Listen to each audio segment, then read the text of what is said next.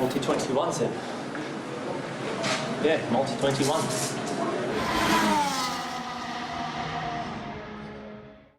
Bonjour à toutes, bonjour à tous, c'est la troisième et dernière partie des prévus de pré-saison. Ça y est, on parle des gros couteaux, on parle des écuries qui vont se battre pour le titre. Nous sommes toujours avec Pierre Meslay, avec Thomas Felizardo, avec Aurélien Attard. Et messieurs, attaquons tout de suite dans le vif du sujet avec le team McLaren, Daniel Ricciardo, Lando Norris. On ne change pas une équipe qui a gagné l'an dernier. Et je vais donner tout de suite la parole à Pierre sur cette équipe qui a, semble-t-il, résolu ses problèmes de marsouinage, qui a l'air plutôt content de son concept et qui s'est montré plutôt à son aise sur ces 7 pré-saisons. Ouais, alors c'est à relativiser parce que en fait sur les essais de Bahreïn, il y a que Norris en fait qui a tourné parce que Ricciardo était positif, donc du coup ça a été le seul pilote en fait à tourner. Norris, il a bouclé je crois 200 tours il me semble, si je me trompe pas. Oui, c'est ça. Après, à Barcelone, ça avait plutôt bien roulé pour eux. Ils ont rencontré, je crois, un problème sur le train avant au niveau des freins, je crois, il me semble, la première journée. Donc ça a un petit peu pêché au niveau du roulage. Après, sur la dernière journée, oui, ça allait mieux. Tu l'as dit, en effet, il semble avoir trouvé une solution pour le marsouinage, donc on va voir si ça le fait. En tout cas, c'était leur objectif. Moi, je trouve que ils ont un bon line-up, à savoir Seidl au niveau de la technique. Il a prouvé que il faisait le taf. Norris, c'est un diamant brut, hein. Donc il n'est pas passé loin de sa première victoire l'année dernière. Donc il a toutes ses chances en 2022 pour que ça se concrétise. Attention à Ricciardo, parce que Ricciardo, l'année dernière, il a mis énormément de temps à s'adapter à la voiture, à l'écurie. La victoire de Monza, c'est un peu l'arbre qui cache la forêt, j'aurais tendance à dire. Mais bon, il a été dominé par Norris quand même globalement. Donc là, attention, il avait l'air de dire que la monoplace de 2022 lui convenait un petit peu mieux à l'issue de Barcelone. J'attends quand même, on va dire, une certaine réaction de sa part, histoire de montrer que ces dernières années, il n'a pas été surcoté, quoi. C'est vrai. Thomas, sur l'écurie McLaren. J'espère que pour le début de saison, la seule chose positive, ce sera pas le test Covid de Ricciardo. Pas forcément très emballé, comme tu l'as dit, Pierre. Il y a eu quelques soucis de fiabilité. On les a vus à l'arrêt. Il y a Norris qui a enchaîné 200 tours sur 3 jours. Et du coup, il était un petit peu tout seul. Et quand on voit, on prend typiquement Ferrari, ils ont fait plutôt 350-400 tours. Donc c'est au moins moitié plus. Donc il y a un petit manque de ce côté-là au minimum. Pas forcément une voiture qui était très très probante sur un tour. Au niveau du chrono, c'était pas trop ça. J'ai peur qu'ils aient un petit peu décroché. Alors pour l'instant, on est très tôt. On n'a pas encore eu une seule séance d'essai officielle, on va dire. Mais vu la dynamique de fin de saison, en particulier par rapport à Ferrari, j'ai peur qu'ils aient un petit peu lâché le truc et j'ai peur qu'ils reviennent sur un midfield. J'espère me tromper parce que ça me ferait vraiment mal au cœur pour cette équipe qui était en pleine reconstruction et qui a progressé ces 3 dernières années de façon vraiment exceptionnelle. Donc j'ai envie que ça continue. J'attends de voir. J'espère que Norris va pas trop prendre la grosse tête, puisque je trouve qu'on l'a pas mal ressenti ça sur la fin de saison et même sur l'intersaison. Quand il parlait, on avait vite l'impression qu'il était un petit peu au-dessus de ses pompes. Pourtant, c'est un pilote que j'adore. Mais bon, là-dessus, petite mise en garde de ma part pour ce que ça vaut, bien sûr. Lando, si tu écoutes cette vidéo. Et pour Ricciardo, faut qu'il se ressaisisse là, parce que ça va être très compliqué de suivre le rythme et ça peut mettre un vrai coup d'arrêt à sa carrière s'il revit la même saison que 2021. Chez Renault, la première saison était compliquée, la deuxième était largement meilleure. Là, il faut qu'il profite du fait d'avoir un nouveau règlement technique pour pouvoir montrer ce qu'il vaut et pour pouvoir être au moins au niveau de Norris, et ce qu'on attend c'est même qu'il soit devant Norris, de par son expérience et sa vitesse pure, hein, on va pas se le cacher. Malgré tout, bon, s'il peut être positif encore un jour ou deux, et puis laisser sa place à un jeune Australien prometteur qui pourrait être prêté par une équipe rivale, ça pourrait être pas mal, au moins pour voir ce que ce jeune vaut. Aurélien, sur McLaren. Alors moi je suis un petit peu chafouiné là parce que m'a dit Pierre, Ricciardo surcoté, c'est quand même fort de café. Alors certes, sa saison 2021 a été plus que difficile. Sa saison 2021 a été tsunodesque, si je peux me permettre. Mais Oh, comme tu y vas. Très beau néologisme, merci, monsieur Atta. merci beaucoup. Très beau néologisme. Euh, J'attends de le voir dans un de tes papiers. Très bientôt, très prochainement. J'attends de voir un de ses papiers, personnellement. L'enfoiré. L'enfoiré. Non, c'est très juste, malheureusement, c'est très juste. Mais toujours est-il que non, je n'irai pas jusqu'à dire que Ricciardo est surcoté. Rappelons quand même que c'est un petit peu le dernier homme qui a été en mesure de se battre à armes égales avec Verstappen. Et quand on sait le nombre de pilotes qui sont passés par Red Bull après lui, bah, c'est quand même plutôt pas mal, quoi.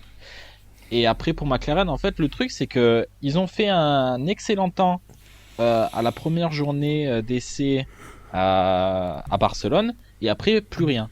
Ils sont rentrés dans le rang, si bien que à Barcelone, t'avais Ferrari qui disait non mais c'est pas nous les favoris, regardez Red Bull, regardez Mercedes, regardez McLaren, et Mercedes tenait un petit peu le même discours, non c'est pas nous les favoris, c'est Ferrari, c'est McLaren, etc.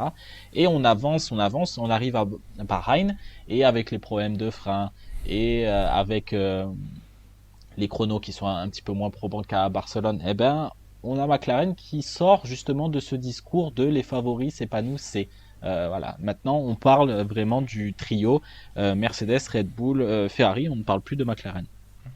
Et pourtant, moi, je les enlèverais pas totalement parce que je pense que les essais de Bahreïn ont aussi été impactés par le fait que tu n'avais que le feedback de Norris et qu'il fallait lui faire tout type d'essais. Parce que Ricciardo, sur sa seule journée à Barcelone, il fait quand même le 3e temps, même si on ne sait jamais, encore une fois, exactement dans quel état de vie étaient les pneus, quelle était la quantité d'essence. Bien évidemment, on se base sur seulement ce qu'on a. Tout à fait. Mais il y a les problèmes de frein qui sont un gros point noir de ces essais, et qui peut-être signifie que sur tous les grands prix où il fera un petit peu chaud, McLaren sera en difficulté. Du moins s'il ne trouve pas une solution très prochainement. Et des grands prix où Ouais, je partage des complètement. Grands prix où ils font chaud. Peut-être que pour l'instant on n'en aura pas beaucoup en début de saison, parce qu'on va aller 2 nuits sur les 2 premières courses au Moyen-Orient. L'Australie, on va être début avril, donc ça va être le début de l'automne là-bas. Tout à fait. Donc ça va être vraiment peut-être à Miami, voire après à Barcelone, qu'on va vraiment commencer à avoir. Oui, Miami, je pense que dès Miami on va. Et après, oui, au retour de la saison européenne, dès Barcelone. Ça risque d'être un problème. S'ils trouvent pas une solution. Ce que je veux dire, c'est qu'il y a quand même 2 mois d'ici là, et qu'il y a peut-être le temps de trouver une solution si c'est vraiment le point bloquant de la voiture. Je suis d'accord pour les mettre en dessous des 3 autres gros. Pour autant, je les mettrais pas si loin que ça pour l'instant, parce que il y a plus. C'est plus que je pense que le midfield se rapproche.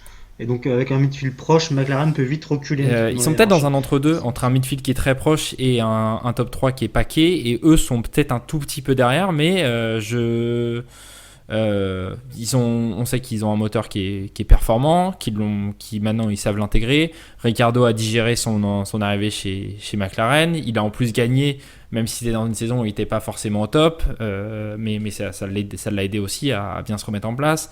Norris doit désormais capitaliser, et on sait que c'est quasiment un vainqueur de Grand Prix. Ça ne l'est pas, parce qu'il finit pas le travail en Russie, mais normalement ça va venir. Il n'y a pas de raison que ça ne vienne pas, ou alors c'est le destin. Voilà. Ah, mais il y a toujours un déclic quand tu gagnes une course. C'est ça. Et comme il ne l'a pas fait, il a toujours pas. C'est ça, il a toujours pas eu le déclic, mais. Regardez Kiko Kovalainen. Très bel exemple. Voilà. Excellent exemple. Il s'est révélé. Pour vous servir. Très performant après chez Caterham, vraiment. Je tiens à le souligner. Un peu trop tard, mais très performant. Mais Non, excuse-moi. pas du tout, pas du tout. Mais pour revenir sur Steve McLaren, moi je les vois pas si loin que ça des trois autres pour l'instant. C'est vrai que le fait qu'ils aient, comme Ferrari, un peu sacrifié leur fin de saison pour ça et qu'ils soient moins avancés que Ferrari aujourd'hui est un petit peu inquiétant, mais sur la durée, s'ils arrivent à résoudre leur problème de frein, pour moi c'est leur problème principal. Et c'est un problème qui peut, j'allais dire qui peut se résoudre, mais en fait j'ai des flashbacks de Haas dans la tête, donc en fait je retire ce que j'ai dit, je n'en sais rien pour les problèmes de frein. Je ne sais pas si ça se résout facilement, mais ils ont le temps, avec les ressources qu'ils ont d'ici les premières courses chaudes, pour vraiment stopper ça. Et d'ici là, je pense qu'ils pourront engranger des points sur les circuits qu'on va avoir en début de saison. Enfin, je l'espère. L'écurie suivante dans notre classement de l'an dernier, c'était Ferrari. Ferrari qui est donc décrit, tu l'as dit Aurélien, par tous les autres comme un grand favori. Une Ferrari qu'on a vu qui est absolument magnifique, il faut le dire, qui est une voiture sublime, qui a l'air d'être un concept qui est à la fois assez poussé et très harmonieux. Alors que les voitures les plus harmonieuses, sinon, je trouve que c'est la Aston Martin et la Haas qui sont beaucoup moins poussées. Celle-là est très poussée et très harmonieuse. Et un duo Sainz-Leclerc qui a trusté les premières places sur la feuille des temps. Alors Pierre, est-ce que Ferrari, cette année, ça joue le titre ? Bah écoute, en tout cas, le titre des essais, ils sont coutumiers du fait. Ah bah ils ont fait le donc doublé ça même. y est, Là c'est c'est fait. vraiment, ils sont loin devant. Donc C'était pas vrai ces deux ça fait dernières déjà années. plusieurs. Hein ? C'était pas vrai ces 2 dernières années. C'était vrai Ouais, jusqu'à bah, 2019, mais 2020-2021, c'était pas du tout vrai. Ouais, mais il y a eu le Covid. Ah 2020 non, c'était le scandale, Oui, le oui, scandale bon, des on peut dire moteurs plein de choses. On 2020. peut dire plein de choses avec le Covid. Les moteurs Lego là. Oui, non, mais tout à fait. Non, mais tout à fait. Donc, non, bah, en tout cas, bah, sur la paire de pilotes, moi, je trouve que c'est celle qui se complète le mieux. Je trouve que Sainz a fait du très très bon boulot. Enfin, je veux dire, ça a été un petit peu mis de côté l'année dernière, mais enfin, Sainz, c'était grosso modo le gars qui était troisième sur le podium. Tu savais pas trop comment il était arrivé là, mais enfin voilà, tu l'avais quasiment pas vu de la course. Et le gars, il est troisième. Il a poussé, je pense, Leclerc un petit peu à se bouger. Parce que Leclerc a passé quand même une saison, je pense, 2020 relativement tranquille face à un Vettel qui était en mode dépression. Donc ça faisait pas mal de secouer un petit peu le monégasque. Je me souviens de certains propos qui ont été tenus vers la fin de saison, à savoir que pas mal d'ingénieurs prenaient en compte les ressentis de Sainz par rapport à ceux de Leclerc. Donc peut-être que sur le côté technique, Sainz c'est peut-être un peu meilleur. Faut voir ce que ça donne sur la durée. En tout cas, sur ce qu'ils ont montré sur les essais, voiture saine, plutôt facile à piloter. Enfin, les deux étaient assez contents. Il y avait un très très bon feeling. Il y a eu ça dès les premiers kilomètres. Ils ont engrangé beaucoup de kilomètres, quasiment 4000. Donc il y a de quoi faire, et d'ici Bahreïn, enfin tout du moins la première course, il y a quelques ajustements, et puis bah en tout cas je l'espère, une voiture qui est capable de jouer régulièrement le podium comme l'année dernière, ponctuée avec quelques victoires. Je pense que ça peut faire du bien aux troupes. À noter que il y a des discussions actuellement par rapport au contrat de Sainz, avec de fortes chances, je pense, qu'il soit prolongé. Aurélien, sur ce team Ferrari, est-ce que ça joue le titre ? J'ai envie de dire oui. J'ai envie de dire oui parce que la voiture. Mais avec a quel l'air, pilote du coup ? Ah. Quel pilote joue le titre? Pour moi, c'est Sainz qui peut jouer le titre. Je trouve qu'il supporte mieux la pression que Leclerc, même si c'est Sainz qui a connu le plus d'accidents en 2021. euh, il les a eus à des moments qui étaient pas très importants. Certes, en Hongrie, il s'est craché en qualification, mais à Monza et à Zandvoort, ben, c'était en essai libre. Et en Hongrie, il a su rattraper sa boulette en terminant sur le podium. Que Leclerc, généralement, quand il a des crashs, ben après, il s'effondre un peu le reste du week-end. Ou alors, ça lui nique complètement son week-end. Donc, c'est pour ça que je place Sainz au-dessus de Leclerc. Vraiment une grande surprise pour moi de l'avoir vu finir meilleur des autres et devant son équipier l'année dernière. Et vraiment, je m'y attendais pas du tout. Et ce serait plus que mérité qu'il prolonge avec Ferrari. De toute manière, le roster actuel de Ferrari est pas fou vraiment, et pas fou du tout même. Donc voilà, autant le prolonger.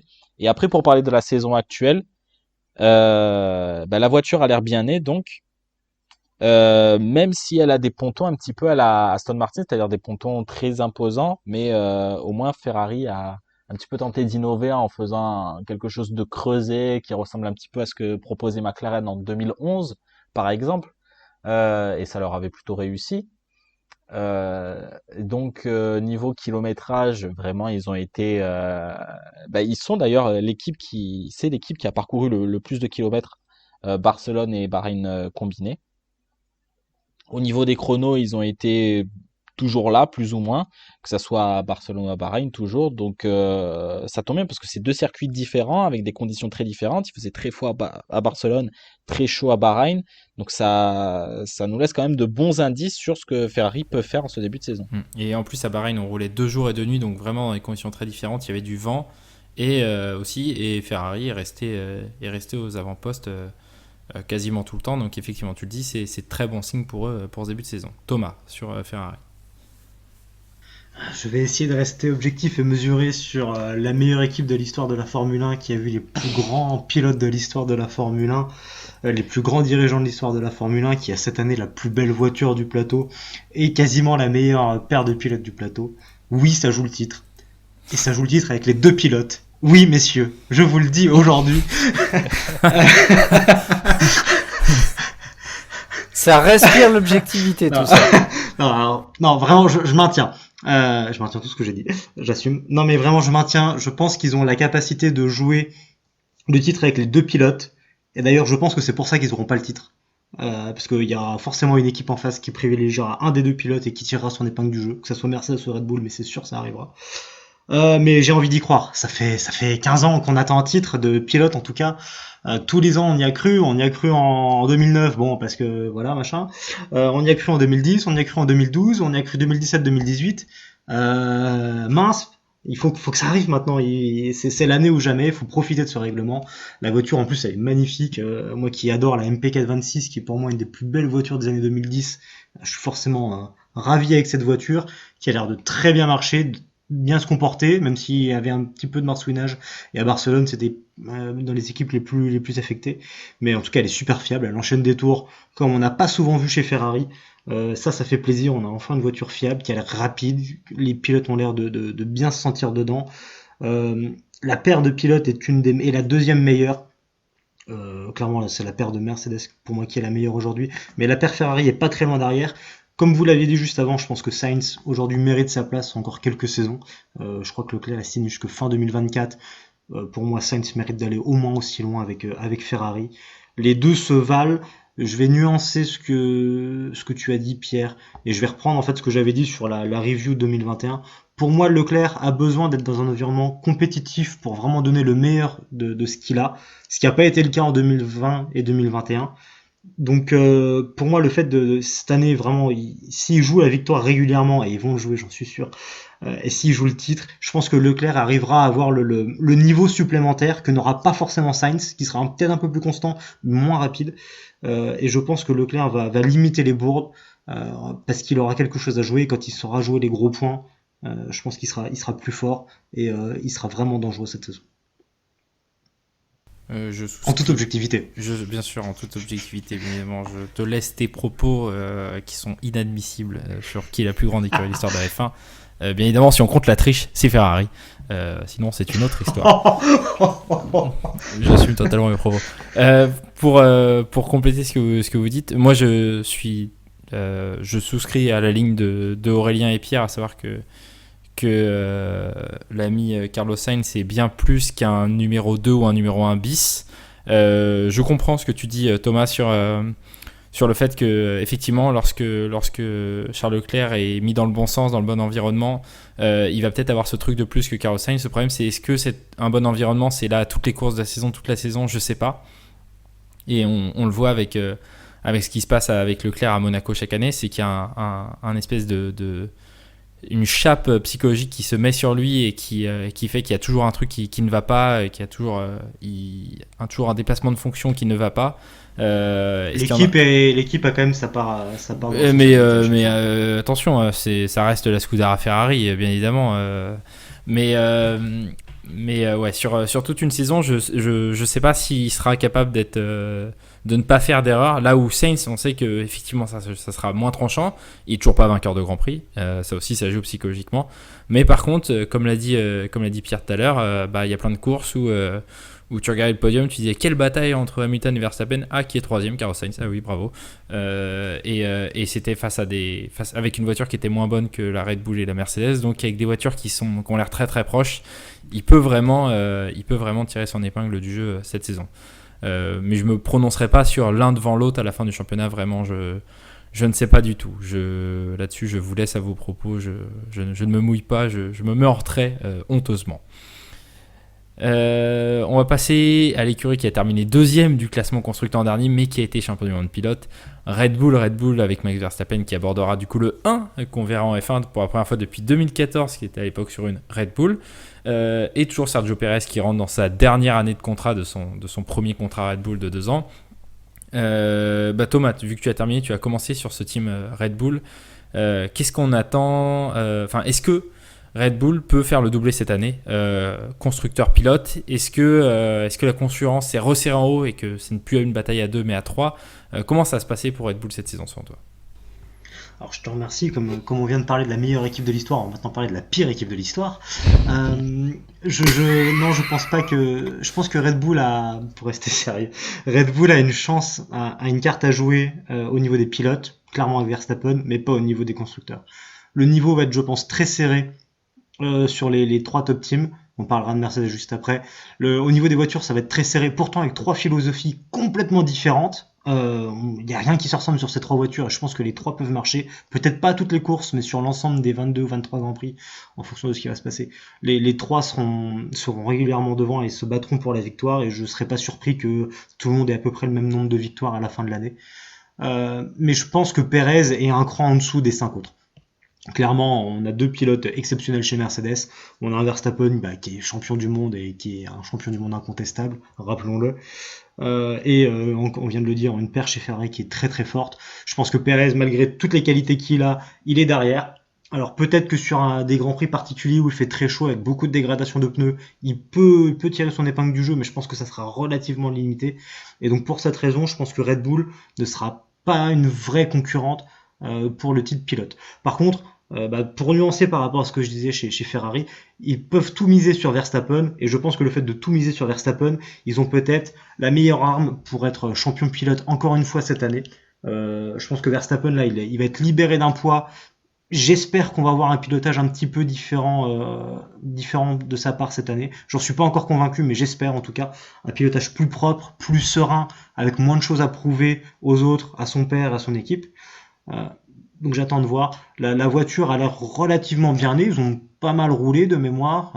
C'est pas ceux qui ont le plus roulé, mais là je vois ils sont 4e au tableau, juste derrière AlphaTauri. À voir les synergies qu'il peut y avoir aussi d'ailleurs entre AlphaTauri et Red Bull. Mais ouais, je pense que la voiture est relativement bien née. Ils ont un concept qui est très intéressant et qui est différent des autres. Voilà, donc, une vraie carte à jouer, surtout chez Verstappen. Et pour Pérez, ça sent quand même l'année de la transition, si pas de la dernière chance. Parce que, alors à voir qui ils vont prendre derrière chez Red Bull, mais je pense que s'ils perdent le championnat parce que Pérez est trop loin de Verstappen, ça va grincer des dents à Milton Keynes. Je sais pas si, enfin ça sera un débat de fin de saison, mais est-ce qu'ils peuvent mettre Pierre Gasly dans la boucle, ça on verra au moment donné, parce que du coup ça veut dire qu'il faudra remplir de toute façon un siège voire deux chez AlphaTauri. Enfin une grande histoire tout ça. Après, la question, c'est est-ce qu'ils peuvent ou est-ce qu'ils doivent? C'est ça. Aurélien sur Red Bull. Bah écoute, moi je suis un petit peu déçu que la refonte du règlement technique qui était censée un petit peu bouleverser la hiérarchie, bah, nous donne une hiérarchie pratiquement la même hiérarchie qu'en 2021 quoi.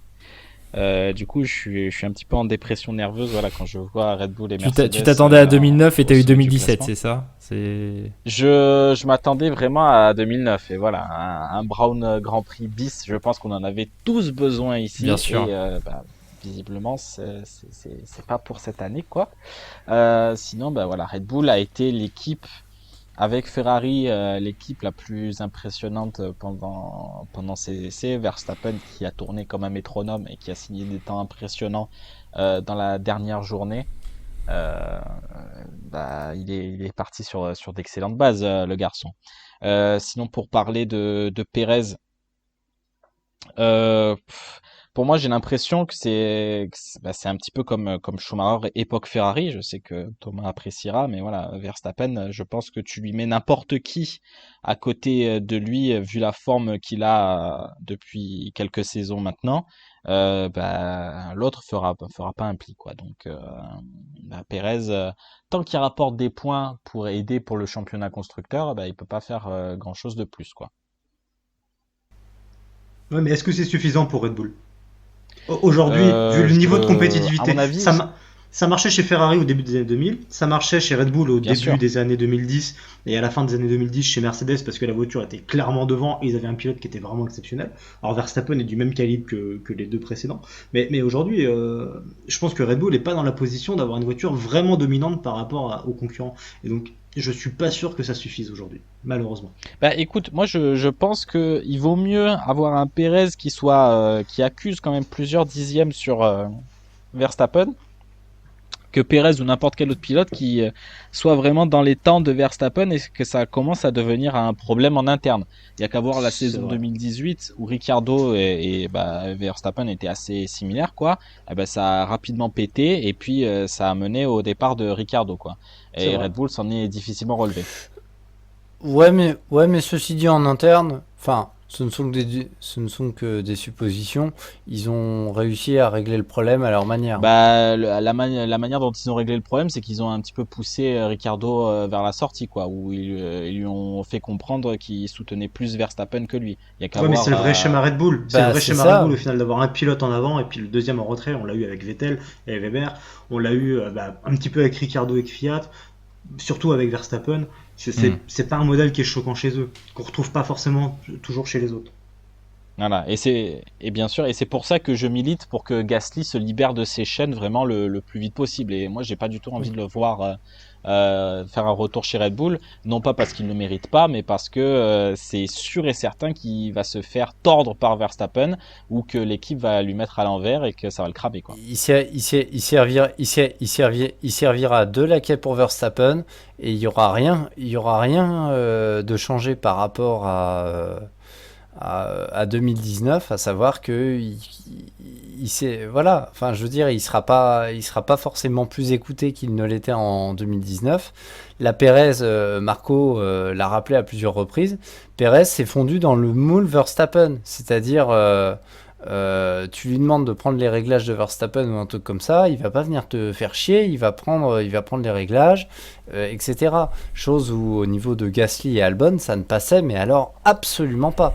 Et Pérez a su presque adapter sa philosophie de pilotage pour se rapprocher le plus possible de celle de Verstappen, tout en gardant ses qualités, bien entendu, Et j'ajouterais notamment que sur la lorsque tu conservation vois des les pneus. réactions de Christian Horner à la fin de la saison et de Toto Wolff, le championnat pilote est tellement plus important que le championnat constructeur que s'ils doivent en gagner qu'un seul des deux, ça sera celui-là. Et si c'est le prix à payer, c'est d'avoir un deuxième pilote qui est certes à quelques dixièmes et qui va peut-être dans un peloton paquet finir 7-8e quand ton autre pilote va terminer premier, bah, si c'est le prêt à payer, je pense que Red Bull est complètement prêt à payer ça et à garder son schéma, vous l'avez dit, traditionnel avec un numéro 1 où tout gravite autour de lui et un numéro 2 qui doit plus s'adapter et se débattre. Et très clairement, le plan, c'est Max Verstappen qui gagne et le titre constructeur. Je suis pas sûr qu'ils étaient très affectés par le fait de l'avoir perdu en 2021.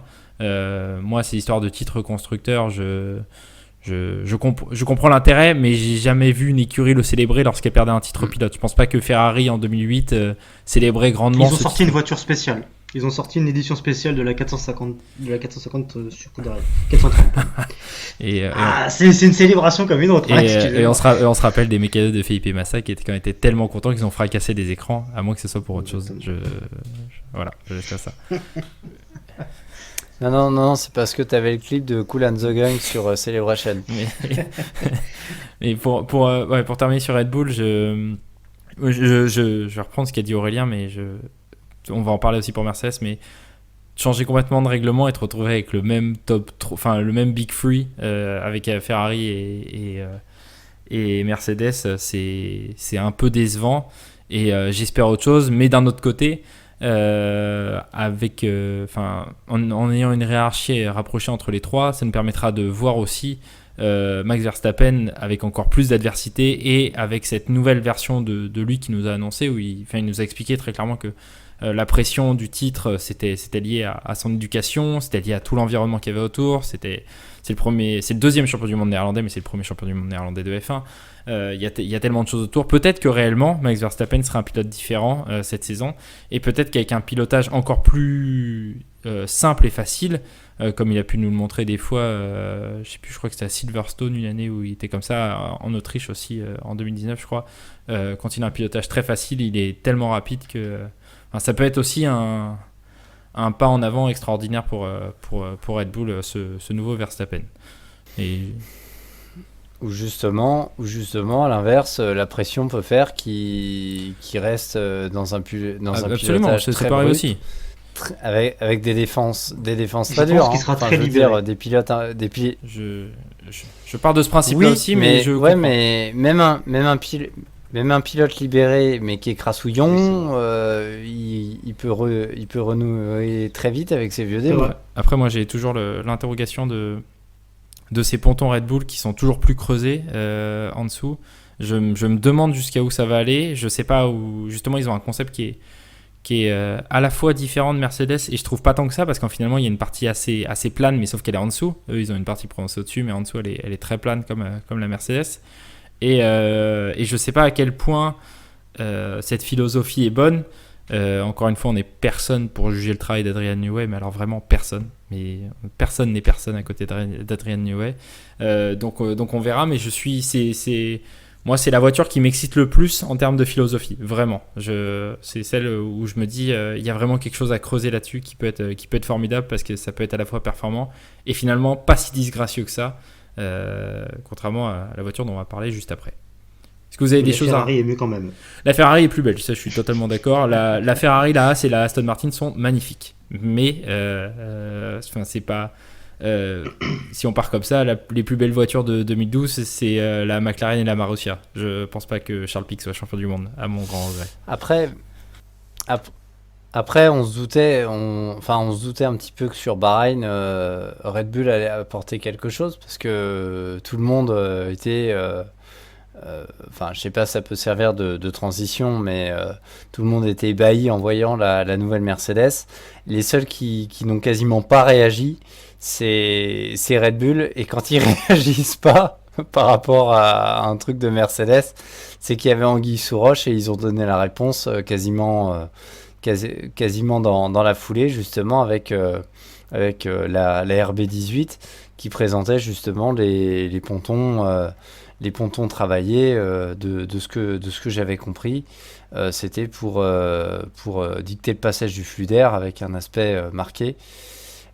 Donc normalement ça devrait permettre, sur le plan aérodynamique, je pense que Louis, s'il était parmi nous, pourrait compléter et même développer, mais c'est censé apporter un gain aérodynamique. Après, juste une chose, On se doutait quand même que sur cette réglementation 2022, il y avait quand même très très peu de chances que Red Bull sorte un petit peu de l'équation, dans la mesure où oui, ils ont dû utiliser pas mal de jetons de développement dans la lutte face à Mercedes en 2021. Oui, il y avait le départ de Honda, mais bon, grosso modo, on a compris qu'ils rachetaient la propriété intellectuelle de Honda et que Honda, d'une certaine façon, en sous-marin, Oui, à continue Sakura, à ça booste bosser toujours hein, sur les moteurs. en- Il y a pas de voilà. Bah, c'est eux qui fabriquent Voilà. les moteurs Donc et c'est eux jusqu'en qui font les 2025. évolutions, ouais. S'il y a besoin d'en faire. Et puis Voilà, c'est l'écurie qui a été avec Donc- avec Mercedes sous ses différentes dénominations, même Brand GP. C'est une des deux écuries qui était le plus constante sur les 3 derniers changements de réglementation 2009, 2014, 2017. Donc finalement, les retrouver là, c'est aussi pas très étonnant quand on voit le passif de cette écurie-là. Oui, non, mais après, et puis au niveau, je veux dire, équipe technique, etc., voilà, c'est une écurie, même si on n'aime pas, ça tient la route, ils ont des ressources et ils ont su comment dire, s'armer d'une certaine façon au fil des ans. Il n'y a Oui. pas que New Way, faut quand même pas oublier que derrière New Way, il y a quand même du monde et pas du petit monde. Je crois que Red Bull, c'est quand? C'est il y a 2 ou 3 ans. Ils ont recruté, il me semble, Pierre Vacher. Pierre Vacher, au niveau. Voilà, il me semble que c'était sur le côté aérodynamique. Il me semble que c'est le numéro 2 de New Way. Le gars touche sa bille quand même. Tu parlais de la transition avec Mercedes, faisons-la tout de suite. Je vais poser la question tout de suite, en commençant par Aurélien. Mais est-ce qu'on ne peut pas interdire tout de suite ces pontons affreux de la Mercedes? On a rien à foutre que ça marche ou non. Je veux pas voir ça en F1. C'est ignoble. Ça, c'est Aurélien, je te laisse parler de ça, mais c'est honteux. C'est honteux. Moi, ça m'a rappelé la Caterham de 2014. Je suis pas bien quand je vois des voitures comme ça. Vraiment, j'ai pas envie de promouvoir ce sport. Personne n'y croyait personnellement, moi, d'ailleurs. Ça me rappelle la Lamborghini de 91, Espérons que ce soit les mêmes qui avait perfs. la forme d'un Toblerone, bien sûr. Que des voitures qui donnent envie de mais- vomir finalement. C'est Non, mais écoute, appelez-moi un fou, je ne sais pas, hein, mais ça me choque pas tant que ça en fait. Je vais pas dire que ça me plaît, mais ça change en fait. Ça change et c'est pas dégueulasse parce que en vrai, les formes des Formule 1, c'est à peu près les mêmes depuis 30 ans au moins. Et voir un tel changement, voilà, quelque chose qu'on pensait ne jamais disparaître comme les pontons, voir ça disparaître, ben, j'ai envie de dire pourquoi pas en fait. J'ai envie de dire pourquoi pas. Alors peut-être que la solution de Mercedes n'est pas la plus esthétiquement plaisante, qu'il y a d'autres façons d'enlever les pontons et que ça soit un petit peu plus joli. ah bah que ça, si, je quand vois même. pas comment tu peux ne pas enlever les pontons sans enlever les pontons. Enfin, faut me présenter une Non, autre mais solution là. non, mais Mercedes, c'est pas vraiment qu'ils ont enlevé les pontons, mais on voit qu'il y a une petite protubérance C'est ignoble. sur les flancs du cockpit. Et c'est vrai que ça, c'est pas très Là, joli. je la vois Et puis trois après, quarts une vraie arrière là, Mercedes, elle est pas très vraiment jolie ignoble. aussi. Franchement. Bah, regarde la Williams par exemple. La Williams, il y a une petite absence de ponton à l'arrière. Elle est pas ignoble. Mais c'est juste parce que tu as la livrée bleu nuit qui cache un petit peu le truc. Elle est pas. La Mercedes, c'est gris. Il y a le turquoise de Petronas et tout. C'est vrai que ça se marie pas très bien ensemble. En plus, le rouge de Ineos, vraiment, faut arrêter hein, ce mariage de couleurs horrible. Mais non, au niveau de la forme, j'ai envie d'y croire en fait. Pour moi, c'est mon L-plan personnel, vraiment, la Mercedes. Ouais, je suis abasourdi par ça. Je vois pas comment. Non, la Williams, je sais pas. En fait, la Williams, c'est que c'est plus harmonieux la façon dont c'est enlevé. C'est moins sur le. Oui, C'est voilà, moins sur le haut ça, du c'est ça. ponton. Mercedes, c'est. La Mercedes, c'est vraiment. Mais par exemple, tu vois, le fait d'avoir. De toute façon, ils étaient un petit peu obligés de conserver les SIPS, là, les structures latérales par rapport au crash test de sécurité ou je sais pas trop quoi, là. Et le fait d'avoir utilisé ça comme un élément aérodynamique en mettant des petites fentes, en plaçant le rétroviseur dessus, tout ça, c'est vraiment smart. Et ça, on ne peut qu'applaudir. On ne peut qu'applaudir, vraiment. Et après, pour ce qui est de la performance en essai libre, je pense qu'il y a beaucoup de comédia dell'arte Ah quand oui, même voilà. dans les déclats de Mercedes. C'est Bono My Tires Aragon, mais en version essai libre. Là. Oui, non, mais vraiment, on est habitué. Alors peut-être que à force de crier au loup, quand ça va vraiment mal, bah forcément, on n'y prête pas très attention. Donc peut-être qu'ils vont être à la ramasse complet au premier Grand Prix. Mais j'en doute quand même. J'en doute. Pourquoi? Parce qu'à Barcelone, il quitte le circuit avec les deux meilleurs temps, là, Hamilton et Russell. À Bahreïn, il me semble que Russell, en troisième journée, avant que Alonso et Schumacher améliorent en toute fin de soirée, quand les conditions étaient vraiment optimales, ben Russell était pas ridicule, quoi.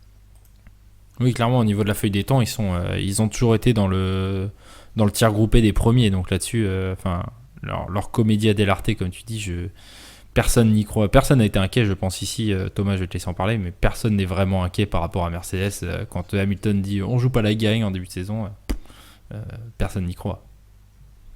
Ouais, j'abonde 100% dans le sens d'Aurélien. Déjà, je la trouve. Alors, effectivement, la livrée est horrible, mais ça, c'est une habitude chez Mercedes. En 13 ans de F1, ils ont fait deux belles livrées et 2021 n'en fait pas partie. Oui, la livrée est horrible. La voiture est. Ça me choque pas, effectivement. Elle est pas belle, mais ça fait plaisir, en tant qu'ingénieur, ça fait plaisir de voir des voitures si différentes et qui osent tant de trucs et qui effectivement sortent du schéma qu'on peut avoir en F1 depuis quasiment 30 ou 35 ans maintenant. Donc ça au moins ça fait plaisir. Est-ce que ça marche? Je sais pas. Est-ce que j'ai envie que ça marche? Non. Euh, Mais voilà. Par contre, ouais, pour rebondir sur ce que tu disais sur l'intégration des rétros par rapport aux SIPS, ça c'est honteux, hein. L'utilisation des rétros là avec clairement une fonction aérodynamique, ça je comprends pas que ça soit autorisé par la FIA, parce que c'est justement tout ce que le règlement est censé éviter. Et sans compte, enfin c'est un peu le diable qui se mord la queue parce que Mercedes justement avait contesté ce qu'avait fait Ferrari, C'est je ça. crois que c'était en Mm. 2017 Ouais. ou en 2018. Il les avait fait chier sur les rétros en disant ouais les gars vos rétros en fait vous en servez comme appendice Non, mais surtout que là, aérodynamique. t'as au moins deux éléments qui touchent pas le rétro, donc de base, C'est ça ça. sert pas pour le support du rétro. Mais peu importe. Effectivement, je pense que là, ils sont sur de la flûte, hein, sur les problèmes de la voiture. Alors, ils ont peut-être des problèmes, ils ont été pas mal sensibles au marsouinage, et c'est peut-être une des équipes les plus en difficulté par rapport à ce qu'on doit attendre d'eux. Mais ça veut dire que au pire, ils sont cinquième et sixième dimanche. Qu'on soit tous clairs là-dessus, je pense. Mercedes en difficulté, c'est cinquième et sixième, alors que les autres en difficulté, c'est minimum top 10, voire plus loin. Mais donc, c'est pas très inquiétant. Ils ont encore fait le coup de 2019 ou 2020, où en première semaine, ils ont une voiture, et en deuxième semaine, ils ont une voiture qui n'ont rien à voir. Donc ça, à chaque fois, on est tous impressionnés, je pense, par la force de frappe de Mercedes à développer des voitures complètement différentes et à te les sortir en une semaine d'intervalle. Donc ça, c'est très inquiétant pour la suite du championnat et pour la capacité à réagir de Mercedes. Et je serais pas étonné qu'en fonction des circuits, Mercedes utilise l'une ou l'autre de ces solutions techniques. Et enfin, pour finir sur mon avis sur Mercedes, même si la voiture est pas forcément aujourd'hui la meilleure, et en tout cas pas au niveau de ce qu'a été Mercedes ces 4 ou 5 dernières années, c'est clairement la paire de pilotes la plus solide, qui pour l'instant a l'air de bien s'entendre. J'ai foi dans le fait que ça va bien se passer, à voir comment Toto Wolff va gérer la situation, mais je pense que ça peut quand même bien se passer. En tout cas, ça se passera sans doute mieux que chez Ferrari si la victoire est l'objectif. Donc j'ai espoir, je suis très excité par George Russell qui je pense va faire une très très belle saison et va pouvoir montrer tout ce qu'il vaut, et j'espère que Lewis l'arbalestier pourrait être un petit peu poussé dans ses retranchements. Donc ouais, très excité par cette paire de pilotes qui est la meilleure, et la voiture suivra à un moment ou un autre dans la saison. Et ça va faire très très mal, je pense, malheureusement, encore une fois pour le sport. Et moi, je te suis sur l'idée qu'ils vont utiliser les deux voitures pendant la saison à un moment ou un autre. Tout a été développé sur les deux. C'est en fonction des circuits. Pour moi, on verra les deux au moins 2-3 fois dans la saison. Pierre, sur Mercedes. Pas très inquiet. Je trouve, enfin, je reste étonné par rapport à la capacité, non pas de réaction, mais plutôt d'innovation. Parce que le coup, on te sort deux monoplaces sur deux séances d'essais hivernaux. Il l'avait fait de mémoire, c'était je crois en Ouais, c'est ce que je disais 2019. tout à l'heure, ouais, c'est ça, Reprenez-moi ouais. si je me trompe. 2019 ou 2020. Sur 2019, c'est parce que la première version était vraiment pas terrible et il commençait à avoir des sueurs froides. Donc ils avaient amené cette deuxième version un petit peu pour compléter, et qui s'était avérée apparemment plus compétitive. Là, en fait, c'est on teste un concept. C'est-à-dire, ils savent qu'ils ont une base qui, à mon avis, est sereine et sur laquelle ça roule. Maintenant, c'est sur un concept totalement inédit qui tranche carrément avec la concurrence. On est sur une philosophie complètement différente. Ça fait un peu philosophie Chapman, tout ça. Mais on essaye quelque chose. On voit si ça fonctionne ou pas.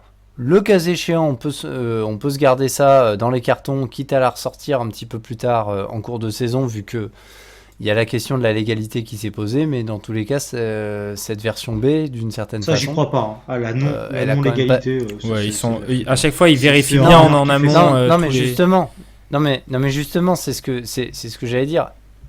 Elle est forcément homologuée, elle a passé les crash tests. Après, homologué ne veut pas dire Donc, légal. Ils auraient jamais pu la faire C'est rouler deux si elle choses avait pas différentes, passé les hein, crash tests. le fait de passer les crash. Tu peux avoir une voiture pas légale mais qui passe les crash tests. C'est deux choses vraiment différentes, hein, parce que tu peux ne pas répondre aux normes aéro. D'accord. Donc, effectivement, elle est Alors, sûre, mais elle répond pas forcément au règlement. Demain, tu as une équipe qui met un gros aileron de requin sur sa voiture. La voiture, elle peut être homologuée par rapport au crash test, mais elle sera pas légale, elle sera pas autorisée à courir en piste. C'est vraiment deux choses distinctes. ok. J'allais juste venir justement sur ce côté, on va dire, réglementaire. Je te rejoins Thomas sur le côté des rétros où je pense que ils ont peut-être poussé le bouchon un peu loin et je pense qu'on va leur demander de changer ça. Je pense même avant Bahreïn, parce que normalement les équipes devaient se concerter aujourd'hui pour certaines modifications sur le règlement. Donc je pense que sur le côté des rétros Mercedes, vu que ça a pas mal jasé, ça risque d'être mis sur la table en plus de l'histoire de l'augmentation des 3 kilos. Après, au niveau de la presse, ça a beaucoup ciblé sur le marsouinage de la Mercedes, notamment en courbe. Pour moi, c'est pas le seul problème. C'est quelque chose, à mon avis, où ils sont capables de le résoudre et assez rapidement. Après, ils sont face à un casse-tête un petit peu compliqué. C'est-à-dire, pour le réduire, une des solutions, c'est peut-être élever la hauteur de caisse. Mais dans ces cas-là, au niveau perf optimal, ils risquent de perdre un petit peu. Sinon, pour ça, faut réduire l'appui. Donc en fait, ils se retrouvent quasiment avec une équation assez similaire un petit peu à l'année dernière, où ils avaient une voiture en fait qui était très complexe à comprendre, qui était très complexe à régler. Mais quand tu avais les bons réglages, tu pouvais y aller. Bon, plus des fois en jouant un petit peu avec la limite. On l'avait vu notamment au Brésil avec ce fameux aileron arrière qui avait fait les délices des journalistes et autres. Mais sur les essais de pré-saison, effectivement, on les a vus très vite, et surtout à Bahreïn, on les a vus mettre des gros renforts sur le châssis pour éviter la flexion du châssis, pour réduire le marsouinage, et en plus réduire les dérives intérieures au niveau de l'arrivée d'air sur le fond plat, pour réduire justement le niveau d'appui global sans monter la hauteur de caisse. Donc ils ont quand même des vrais problèmes, mais je pense que les solutions vont arriver très vite. L'an dernier, ils avaient aussi des vrais problèmes lors des essais de pré-saison et ça a été réglé sur les premières courses. Oui, Donc oui. je me fais pas de... Leur force de frappe est tellement immense que...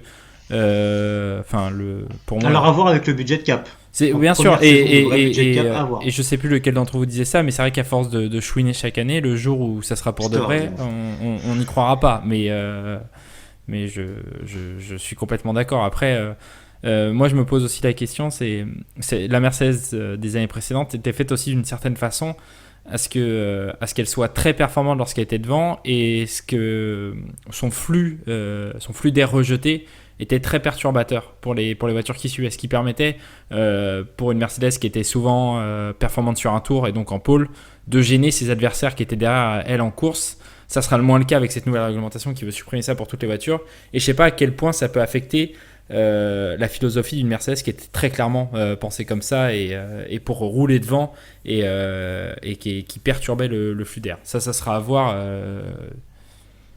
Et qui à l'inverse était perturbée dans le peloton. Même Oui, si on c'est a ça. vu que quand c'était Hamilton dans le peloton, elle était moins perturbée tout de suite que quand c'était Ouais. Bottas, où là elle avait l'air très perturbée. Donc peut-être que le problème Ouais, se mais là, situait ils entre le volant et les pédales.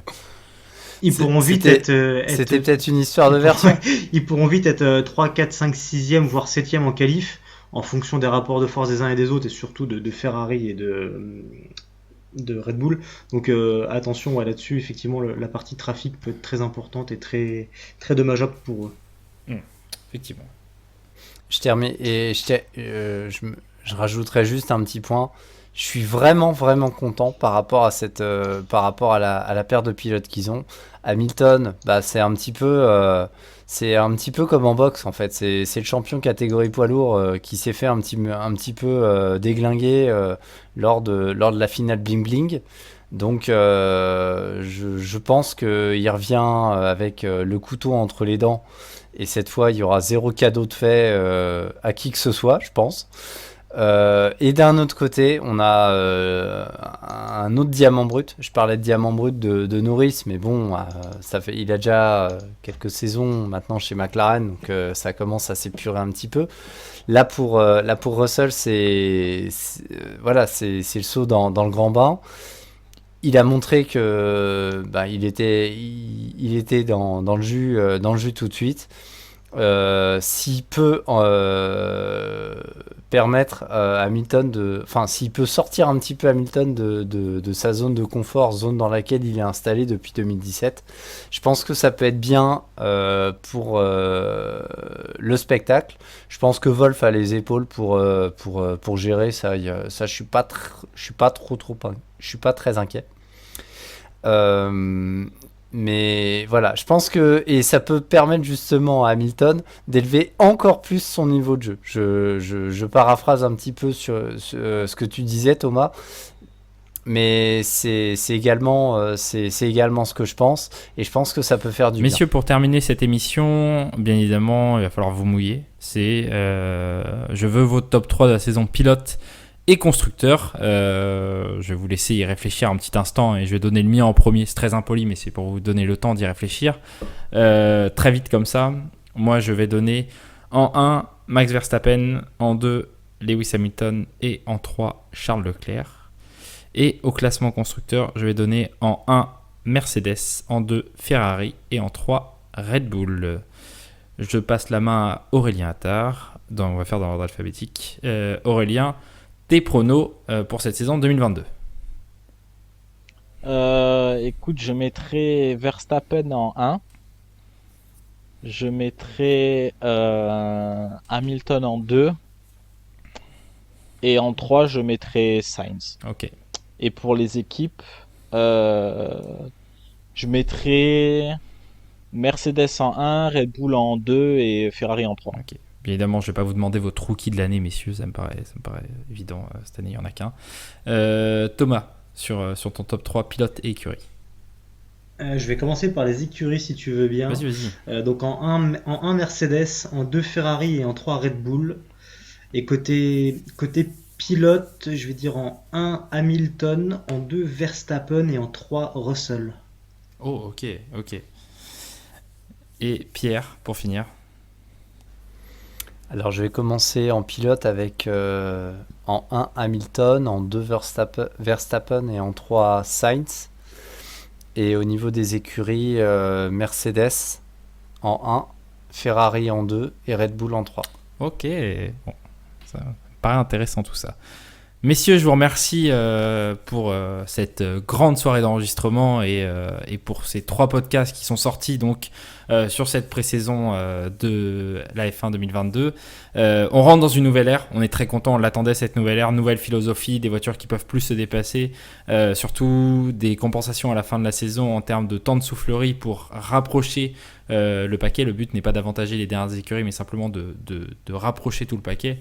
Et on aime cette philosophie-là avec des F1 qui paraissent toutes très différentes quand même. Merci à vous, messieurs, pour cette soirée. Et n'hésitez pas à commenter, n'hésitez pas à vous abonner. Et on se dit à très bientôt pour une prochaine vidéo 2021. Salut! Merci à bientôt. À toi, salut à tous. Salut!